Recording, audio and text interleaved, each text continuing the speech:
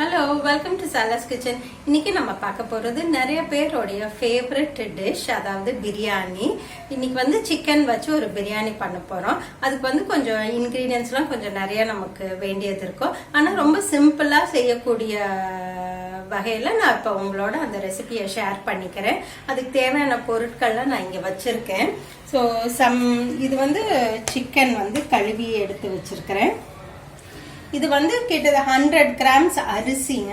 அதாவது சீரக சம்பா அரிசி, பாஸ்மதி அரிசி ரெண்டும் இருக்கு. பட் ஐ ப்ரிஃபர் சீரக சம்பா. இது ரொம்பவே டேஸ்டான இருக்கும். ஸோ இந்த மற்ற இன்க்ரீடியன்ஸ் எல்லாமே நான் வந்து நம்ம சமைக்க என்னங்கிறத சொல்றேன். இப்போ பேசிக்கா நம்ம ஃபர்ஸ்ட் என்ன பண்ண போறோம்னா, பிரியாணிக்கு தேவையான ஒரு பிரியாணி பவுடர் தயாரிக்க போறோம். பிரியாணி மசாலா தூள் ரொம்ப சிம்பிள்ங்க. உங்க கிச்சன் கப்பட திறந்து அதுல இருக்க எல்லா ஸ்பைசஸையும் எடுத்து வறுத்து ஒரு பொடி பண்ணிக்கிட்டீங்கன்னா அதாங்க பிரியாணி பவுடர். ஆனா 2 இன்கிரீடியன்ஸ் மட்டும் நீங்க அரைக்க முடியாது. ஒன்று வந்து இந்த பே லீஃப், இதை வந்து அரைக்க வராது. அப்புறம் இது இந்த கல்பாசி, இந்த கல்பாசியையும் அரைக்காதீங்க. மற்றது எல்லாத்தையுமே நம்ம வறுத்து பவுடர் பண்ணிக்க போறோம். இப்போ ஃபர்ஸ்ட் என்ன பண்ண போறோம்னா, மசாலா பவுடரை ரெடி பண்ணிக்கலாம். இப்போ வந்து ஃபஸ்ட்டு இந்த கடாயை பற்ற வச்சுக்கிறேன். இது வந்து ட்ரை ரோஸ்ட் பண்ண போகிறோம் நம்ம எல்லா இன்க்ரீடியன்ஸையும். இப்போ நான் போடுற அளவு எல்லாமே கண் அளவு தாங்க. இப்போ இங்கே வந்து பாருங்கள், கொஞ்சம் தனியா, இப்போ ஹீட்டை கொஞ்சம் கம்மி பண்ணிக்கோங்க. தனியா, அடுத்து கிராம்பு வந்து கொஞ்சம் காரம் தன்மை இருக்கும், அதனால அது கொஞ்சம் கம்மியாக சேர்த்துக்கோங்க. அடுத்து மிளகுலையும் காரம் அதிகமாக இருக்கும், அதனால அதையும் கம்மியாக சேர்த்துக்கோங்க. அப்புறம் சோம்பு, சீரகம், ஒரு 3 ஏலக்காய், இந்த அளவு பட்டை. அடுத்து இது வந்து இந்த ஸ்டார் அனிசீடுன்னு சொல்கிறோம்ல, அதுதான் இது. இங்கே பாருங்கள், இதை இப்படி உடைச்சு போடுங்க. இது நல்லா பிரியாணிக்கு ஒரு நல்ல ஒரு ஃப்ளேவர் கொடுக்கும். அது வந்து கொஞ்சம் போட்டுக்கோங்க, அவ்வளோதான். அதில் வந்து நான் ஒரு கிட்டத்தட்ட ஒரு 1.5 பீஸ் இருக்கும், அது போட்டிருக்கிறேன். இப்போ பாருங்கள், லேசாக இதெல்லாம் பொரியிற சத்தம் கேட்குது. இந்த ஸ்டேஜில் எடுத்துருங்க, இது நல்ல ஒரு மணமாக இருக்கும். அடுத்து என்ன பண்ணோம், இந்த அரிசி சீரக சம்பா அரிசி, இது வந்து கிட்டத்தட்ட 100 கிராம்ஸுங்க, அதாவது 1/2 ஆளாக்கு கணக்கு. இதை வந்து ட்ரை ரோஸ்ட் பண்ண போகிறோம். நான் என்னோட முந்தின வீடியோவில் சொன்ன மாதிரி நீங்கள் வந்து அரிசி பருப்பு எதுனாலும் ட்ரை ரோஸ்ட் பண்ணிவிட்டு அதுக்கப்புறம் கழுவுங்க. இப்போ ஒரு 2 நிமிஷம் இதை வந்து இப்படி கிண்டிக்கிட்டே இருங்க, போதும். இந்த 2 நிமிஷம் ரோஸ்ட் ஆனால் போதும். இது ஆறின பிறகு இதை வாஷ் பண்ணிக்கலாம். இப்போ அடுத்து நம்ம பிரியாணி பண்ணுறத பார்க்கலாம். இப்போ அடுப்பு பற்ற வச்சுக்கிட்டு இப்போ வந்து பிரியாணியை குக்கரில் பண்ண போகிறோங்க. ஃபஸ்ட்டு என்ன பண்ணுங்கள், கொஞ்சம் எண்ணெய் ஊற்றிக்கோங்க. கொஞ்சமாக ஊற்றினா போதும், ஏன்னா சிக்கன்லேருந்து அந்த எண்ணெய் விட்டுக்கிட்டு வரும். அப்புறம் 1 ஸ்பூன் பட்டர்,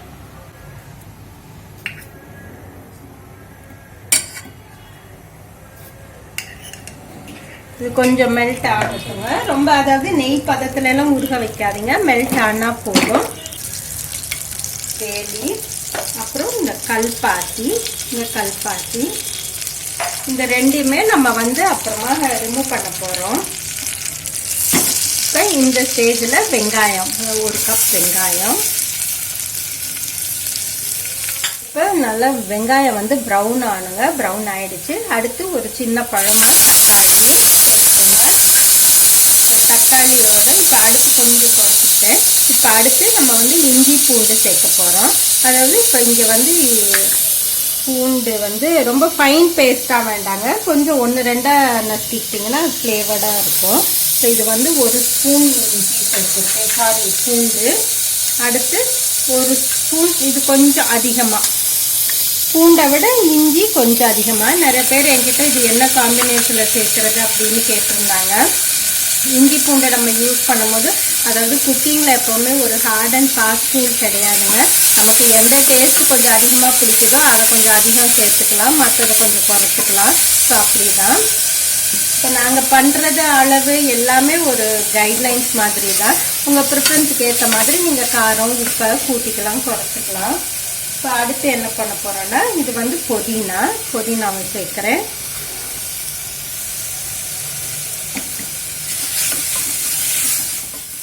இப்போ பாருங்க, இந்த தக்காளி போட்ட இஞ்சி பூண்டு புதினா எல்லாம் நல்லா வதங்கிடுச்சு. இப்போ இந்த ஸ்டேஜில் சிக்கன் போடலாம். சிக்கன் வந்து நீங்கள் கடையில் வாங்கும் போது ஸ்கின்னை ரிமூவ் பண்ண சொல்லி வாங்குங்க. வாங்கிட்டு அதுக்கப்புறம் அது மேலே இருக்கிற லேசாக இருக்கிற அந்த ஒயிட் கலர் ஃபேட் எல்லாத்தையுமே நீக்கிடுங்க, எடுத்துருங்க. இப்போ இங்கே வந்து தயிர் வச்சுருக்கேன். இப்போ வந்து பாருங்கள், இது வந்து ஒரு 2 கரண்டி தயிர் ஊற்ற போகிறோம். நல்லா இந்த மாதிரி கெட்டி தயிர் ஊற்றுங்க, நல்லாயிருக்கும். இப்போ இந்த சிக்கனுக்கும் பிரியாணிக்கும் தேவையான அளவு சில்லி பவுடர் சேர்த்துக்கோங்க. ஏன்னா நம்ம போட போகிற அந்த மசாலா தூள்லேயும் கொஞ்சம் காரம் இருக்கும், அதனால இந்த சில்லி பவுடரை கொஞ்சமாக சேர்த்துக்கோங்க. இப்போ நான் வந்து 1 டீஸ்பூன் சேர்த்துருக்கேன்.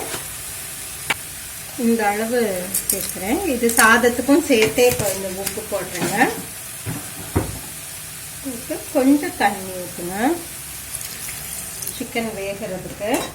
இப்போ சிக்கன் நல்லா கொதிக்குது. இப்போ என்ன பண்ணுங்க, குக்கர் அந்த கேஸ்கெட்டோட போட்டு மூடி 2 விசில்.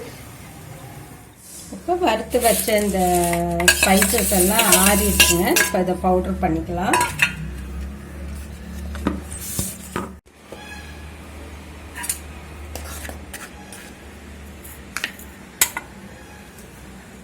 இப்போ 2 விசிலுக்கு அப்புறம் அடுப்பு நிறுத்தியாச்சு, ஸ்டீமும் போயிருச்சு. இப்போ திறந்து பார்ப்போம்.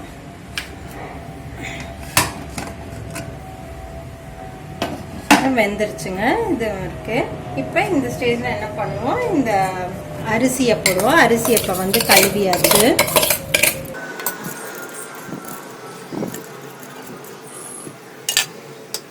இப்போ இந்த அரைச்சி வச்சிருக்க பிரியாணி பவுடரில் நான் 2 டீஸ்பூன் போடுறேன்.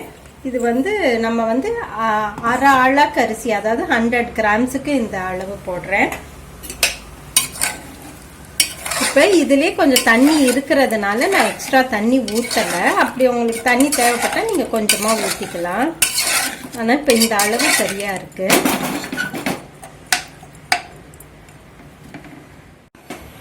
இப்போ இது எல்லாத்தையும் நல்லா மிக்ஸ் பண்ணிவிட்டு என்ன பண்ண போகிறோம், குக்கர் போட்டு மூட போகிறோம். 1 விசில் வந்ததுக்கு அப்புறம் நீங்கள் அடுப்பை வந்து நல்லா சிம் பண்ணிவிட்டு ஒரு 5 மினிட்ஸ் வைங்க, போதும். நல்லா பர்ஃபெக்டாக வெந்துடும். சிக்கனும் ஏற்கனவே பாதி வெந்துருச்சு. இப்போ இந்த நம்ம இருக்க இந்த பவுடரை வந்து நீங்கள் ஒரு பாட்டிலில் கொட்டி வச்சுக்கிட்டிங்கன்னா அடுத்தடுத்து பிரியாணி செய்யும் போது இது யூஸ் பண்ணிக்கலாம். வெஜிடபிள் பிரியாணிக்கும் யூஸ் பண்ணலாம். பட் வெஜிடபிளில் வந்து வெறும் மஷ்ரூம் மட்டும் போட்டு நீங்கள் மஷ்ரூம் பிரியாணி பண்ணி பாருங்கள், ரொம்ப அட்டகாசமாக இருக்கும். இதே மெத்தட் தான் சிக்கனுக்கு பதிலாக மஷ்ரூம்.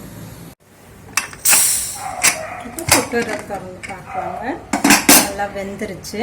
இப்போ இந்த மேலாக இருக்க அந்த பே லீஃபை எடுத்துடலாம்.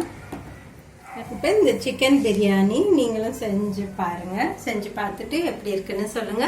மீண்டும் உங்களை அடுத்த ரெசிபியுடன் சந்திக்கிறேன். அதுவரை உங்களிடம் வந்து விடைபெறுவது உங்கள் விசாலாட்சி.